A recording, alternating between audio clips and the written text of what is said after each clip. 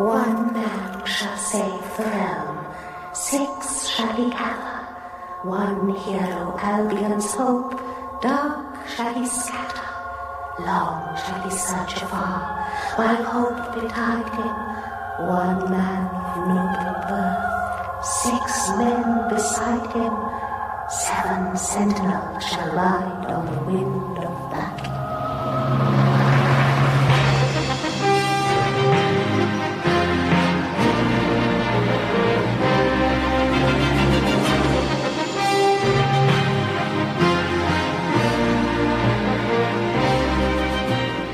Hordes of the Things by A.P.R. Marshall and J.H.W. Lloyd. An epic fantasy.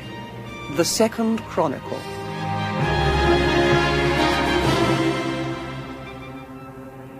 In the elder times, after the dawn of the world, a darkness spread over the face of the land, and the gods turned to their own affairs.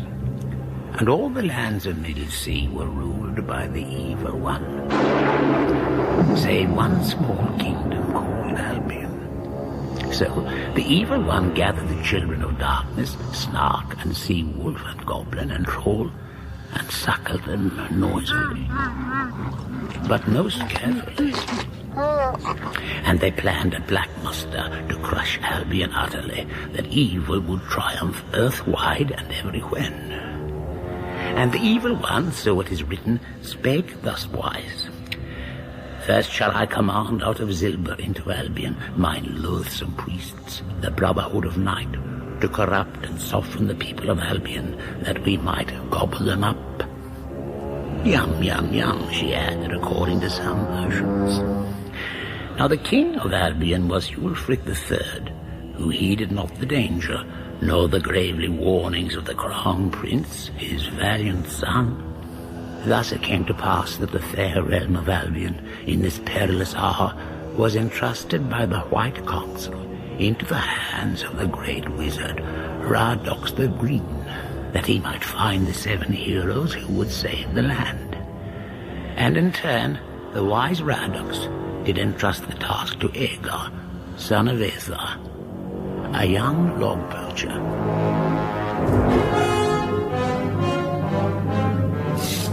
Oh, hero, hero! That's all I ever hear about. What sort of profession is that for a daughter of mine? Son, Mother. You always have to bring sex into it. Look, I happen to like being a hero. The money I wasted giving you dancing lessons. And what are you interested in? Having a neck like a bull, I asked. You have to have a neck like a bull. It's one of the rules. I don't care. You don't have to keep a bull in here, so people can make favourable comparisons if they drop by. Oh, Mother, you mustn't call him a bull. You know he gets offended. So what should I call him, an ant? Biggest ant I ever saw. Just ignore her, Stephen. She doesn't understand Minotaurs. And all these monks passing through the village. I know what's going on. It's the doing of that chef, isn't it? That aged cook you met in the forest. Radox is not a cook, I've told you. I've seen him many a time. Chopping onions, boiling things, slicing parsley. He's a wizard. Radox the Green. Making radish water lilies and little slivers of anchovy for that colourful touch. He just happens to believe that the presentation is as important as the spell. He can hardly afford to drop his standards with evil hordes massing all around. Don't bring your politics into this house. It's wicked, all this nonsense about evil afoot and that crown prince out looking for staunch men when he should be settling down with a husband. It's true, Mother. You may as well know. I was with the Sibyl last night. So, that's where Nothing happened. Well, thank the gods for small fortunes at least. Huh? It was for advice. She told me to await a sign. Oh, you don't understand, Mother. No, I don't. I don't understand all this hero business. First, you wanted the neck. Just the neck. Fine. Nice hobby for the boy, I thought. Then the shoulders of hewn marble. Then the muscles with veins standing out like whipcords. You want to watch that boy, they said. He's not eating properly. Then, last week, you start cavorting with Sibyls and lying about at home awaiting a sign all day long. They should see the state of your bedroom. The place is littered with signs. Goat's entrails and wolves' droppings all over the floor. Lion cubs all over your trousers. They keep dropping in my lap, Mother. Well, why don't you brush them off? Signs. Well, it has to be the right sign, not just any sign. A message from Radox. Oh, when you can be quiet. Can't even talk properly. Spend all day sharpening your mighty sword. Where will it all end, I ask myself? When are you going to do something? When will you fight? Yes, that seems sharp enough. Oh, that's right. Cut my head off. Oh, very clever, very witty. Put it in the saddlebag, would you, Stephen? We may need it. Oh, look at the state of this bag. It's a disgrace. No wonder you never let me see inside it before. Now we can wait for the sign and Quick, Stephen, douse the lights. Over here. Who's there? A message. A friend. Thank the gods you've come, friend. I've been waiting for... Hello there. My name is Golin, at your service, Master. Oh, you're down there. I bring a message from Radox the Green. That stew smells nice. That stew smells nice. Now, that's not the message. Pass the bread, would you? I've had better. It is but plain fare. You're telling me. Is there any more? I'll get it. Which of you is the human, Agar? I am Agar, son of Athar. By the moons of Tranfax, you're a size, aren't you? Me? No, I don't think I'm Pass particular... that fruit you have over there. What do they feed you on? Here. But what of this message? Message? I have it safely, Master, never fear. I'm a dwarf, you know. Oh? No, I only say that because some people find it hard to believe. You'll be doing the exercises, I suppose. The exercises? The height exercises. I knew it, I can always tell. Work wonders for me, I can tell you. Opened up whole new worlds. Longshanks, everyone calls me now. Longshanks? Yes? What? Oh, no, I was just wondering You don't why mind they... if I finish off this pheasant of yours, do you? Although, you may be surprised by this, Master. I was once worried that I may have a height problem. Really? Yes. Till I met Radox the Green and he told me about the exercises. See? This room seems low to me now. I can almost reach up and touch the top of these pillars. I think you're standing under the table. Well, the principle is the same. Here's the message. I'm sorry about the gravy on it. Thank you, stout Golin. And the honey. And a bit of cream. And the bit up the side is where I had to stir some mead. What's this? It's only a bit of chicken grease. Foolish and greedy dwarf. How am I supposed to read this? Oh, it's not for reading. He failed runes. Throw it on the fire. What? Give it here.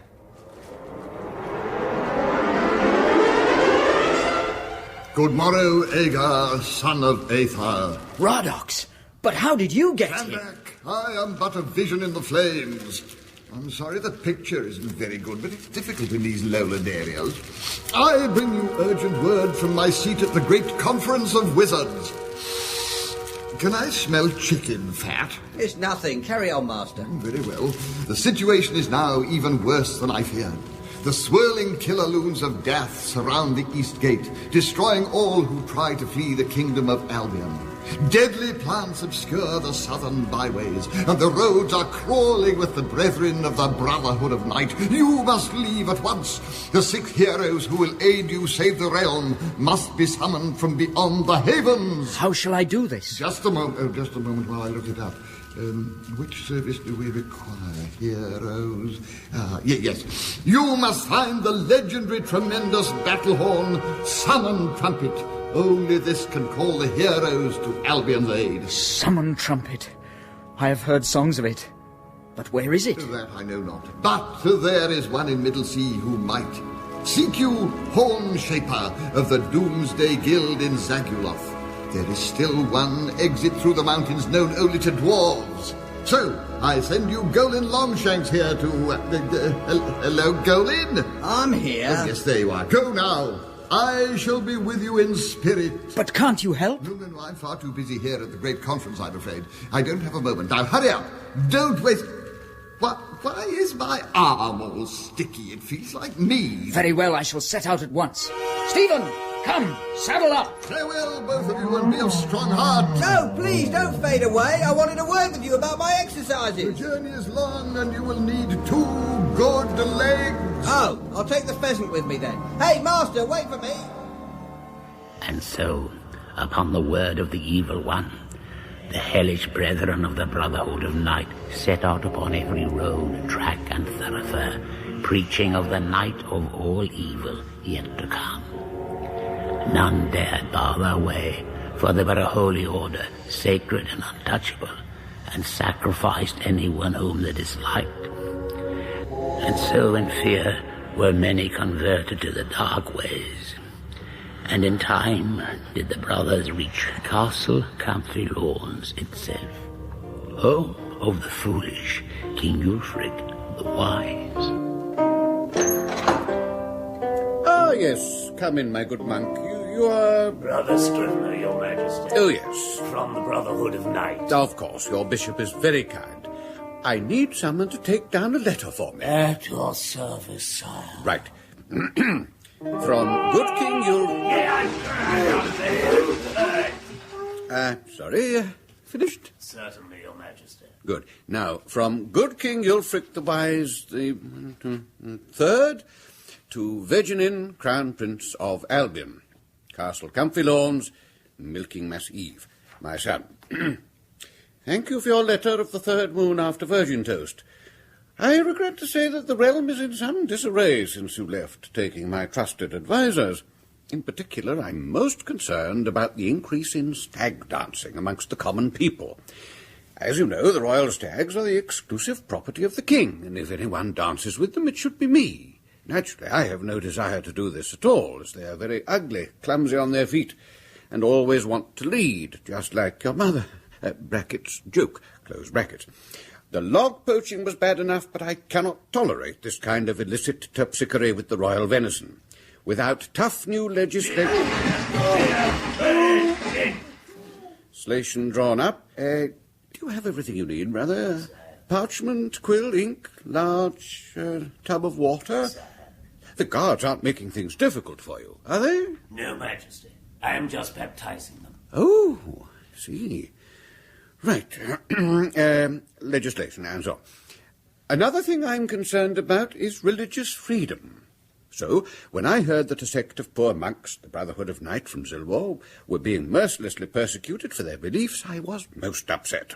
These humble, hooded folk simply travel about the realm, preaching and baptizing. Hey! Sorry, Majesty, rather a difficult baptism, that one. He was rather strong. It looked for a moment as if you were drowning him. Very droll, Majesty. I must say, Brother Scrivener, I didn't realize that so many of the castle guards were keen to join your faith. They are not, Majesty. We only baptize those who won't join, just to be on the safe side. That's very charitable of you. Shall we continue? Majesty. I am rather disturbed to find that the leader of this sect, namely the High Bishop of Zilbor, is on this so-called list of death you kindly enclosed in your letter, telling me of your future plans. This harmless old man with sight problems. Sorry, Majesty, it is rather difficult for me to hold the quill as well as doing this. Would you mind? No, of course not. I just press the head down and hold it under, do I? Bit harder, Majesty. Oh, sorry. This harmless old man with sight problems has graciously lent me one of his order to deputize for my advisers, which I hope will cause you to reconsider. Oh, yours, Daddy. Could you read that back, please? Certainly. Virginin, you righteous scum. Your resistance is doomed. Give yourself up to the children of the evil one at once. Yes, well, that seems to have the same sort of gist about it. How soon can you... Her Royal Highness Queen Elfrida of... Down you go! I'm sick of your disgusting behaviour, Ulfric. Do you hear? You are dismissed, brother. Yes, sire. I do hope this is urgent, dear. Stag dancing is spreading like wildfire. Never mind the stags. I'm sick of it. Do you hear? Now, don't get hysterical, dear.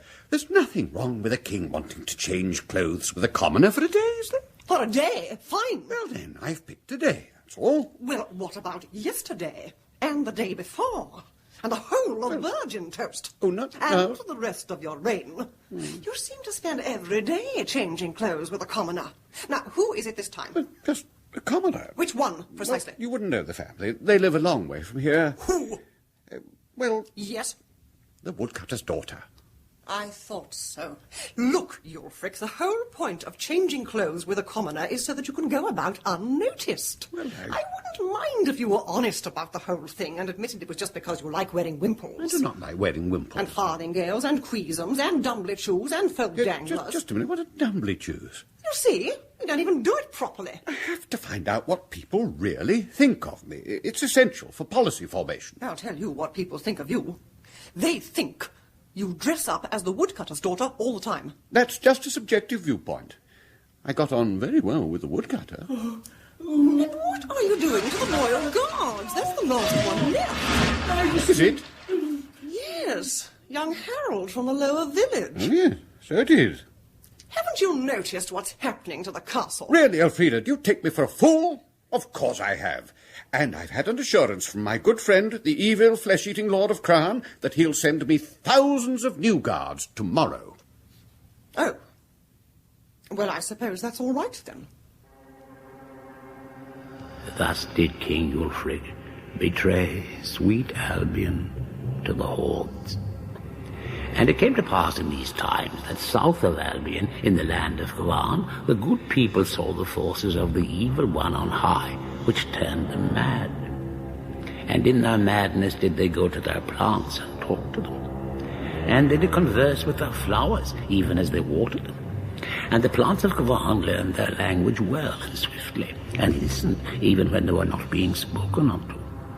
And the plants conversed amongst themselves, the lusty wheat saying, Verily we plants sit out in the cold fields all night, receiving naught but water to sustain us, and while our masters cover themselves with jerkins warm and richly coloured, they do cover us most cruelly, and eat all manner of good wares, including ourselves.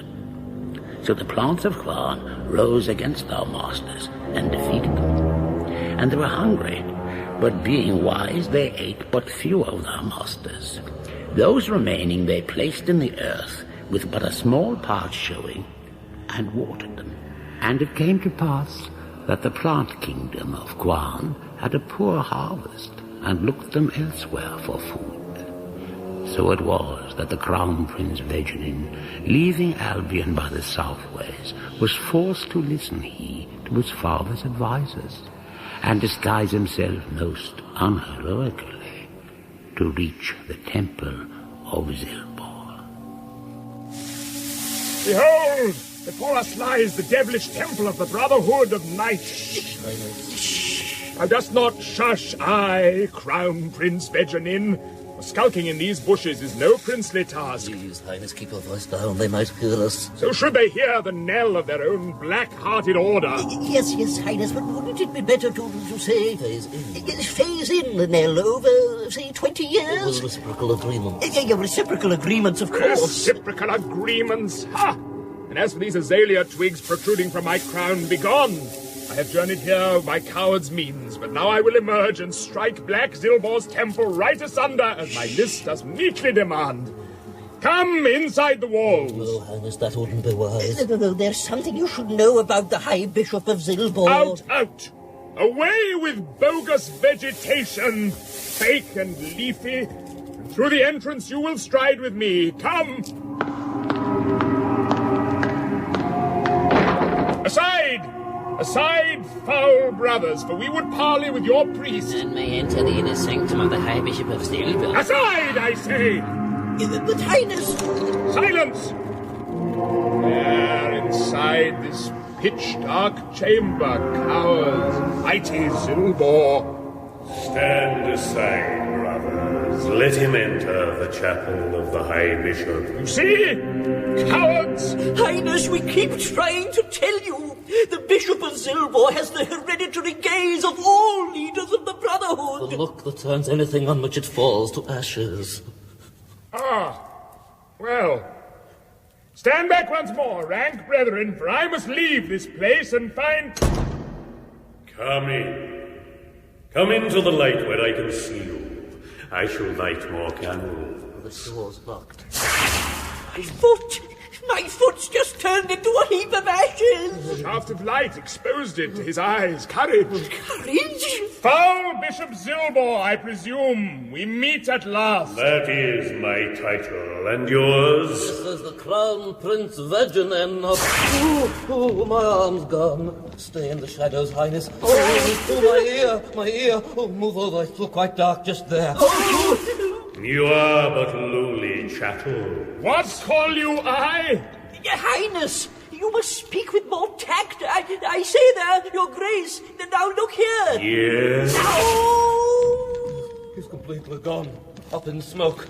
Just a heap of ashes. I am the Crown Prince Vegenen of Albion and deliverer of your doom. But first, before I slay you, tell me where I need to go to find these others next upon my list. I have that knowledge, but first I must be sure to whom I speak. Step into the full light of my candles. No, don't. I have it, Highness. A trick. Get him to look at his own heart. My heart? Where exactly is that? On the left of your chest, just here. Fortunately, I have just emptied the holy ashtrays. Now, Crown Prince, if that is who you are, I trust you are not afraid to step from those shadows where you cringe and let me see you, or are you a coward? That I am not! Behold, I call your bluff! Fool! Now I can see you! And during all this time, seeing the rise of the Brotherhood, in the surrounding land, the last few remaining men of goodness did seek to band themselves together for protection. But from the Sarpathur, the Dark, the Evil One did see them, and sent each an appropriate doom, such that their stand did not last for a long time, and many were the fallen. The company of most droning mystic bards were brutally bored to death, blow by blow in one day, by the masked behemoths of Home Mead Brewery. The great fellowship of sportsmen were besieged in their towers by the slavering ranks of the snapping triumvirate of Athlete's Foot, and long and itchy was their fungoid infection before the end, and great in number were the other defeated. All save the members of the mightiest society of all, those most worthy guardians of right, the Doomsday Guild.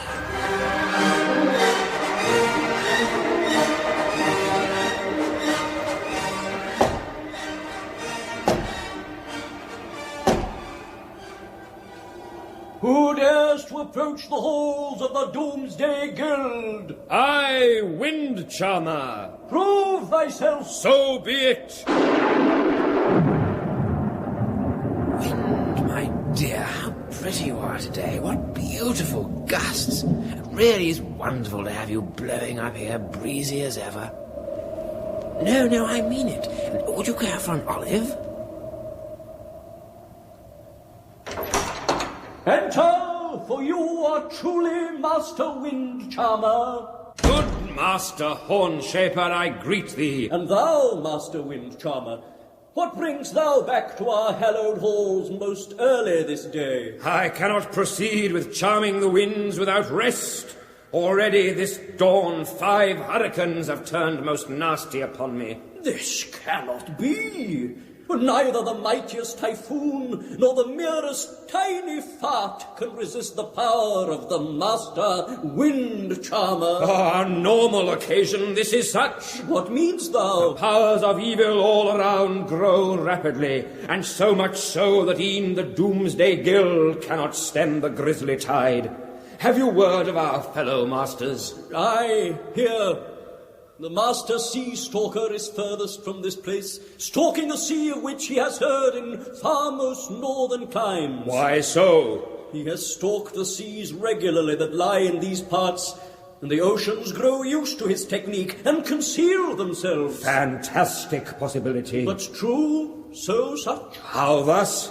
They rearrange their tides when he springeth out from behind the tree, His hair now groweth most sandy upon the scalp, and cloggeth his mighty comb. It is as I feared, but still there is the master's room divider and lemon squeezer. Master, think'st thou not? Indeed not so, but thinkest me the Doomsday Guild shall need all power on earth?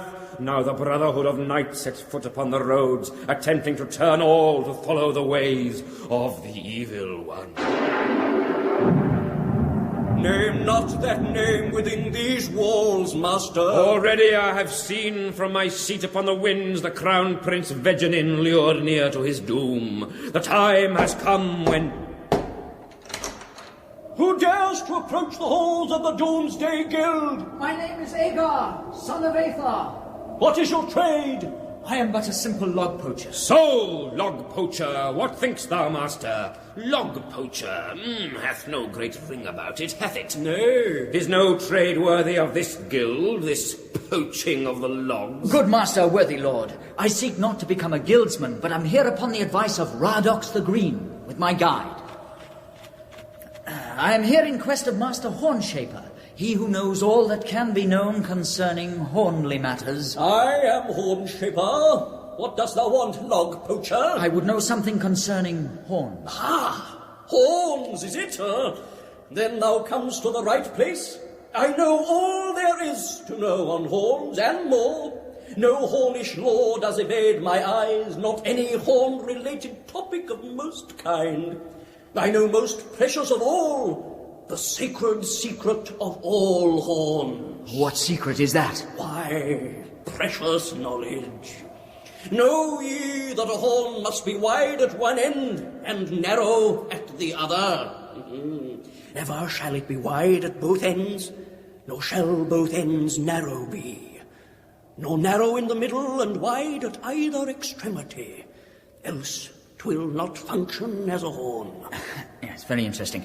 But tell me one more thing, Master Hornshaper.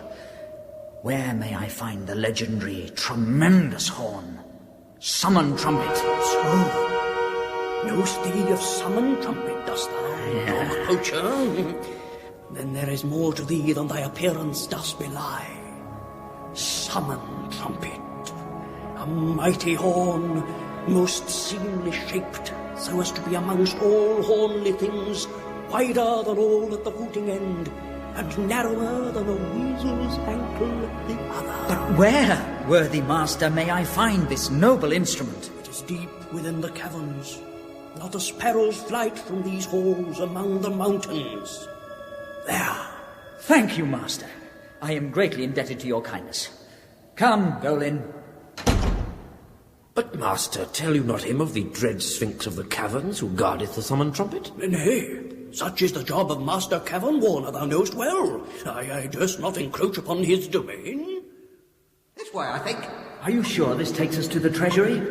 It's so dark. Easy, Stephen. All dwarves know all caverns. It's our own territory.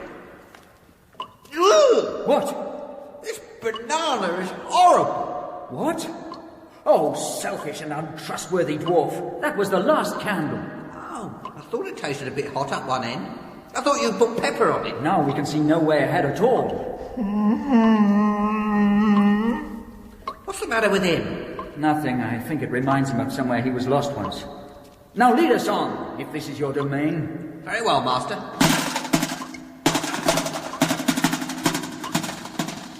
And do something about your stomach. That wasn't my stomach. Then what?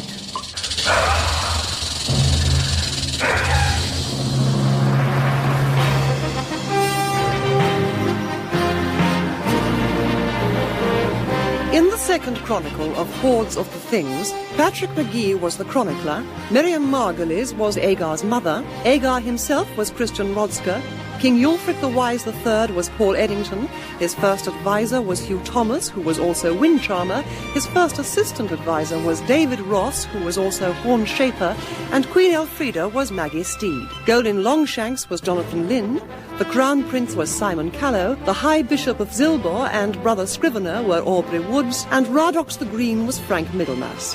The carvers of the mystic runes were Andrew Marshall and John Lloyd, and the mighty cleaver of the recording tape, Geoffrey Perkins.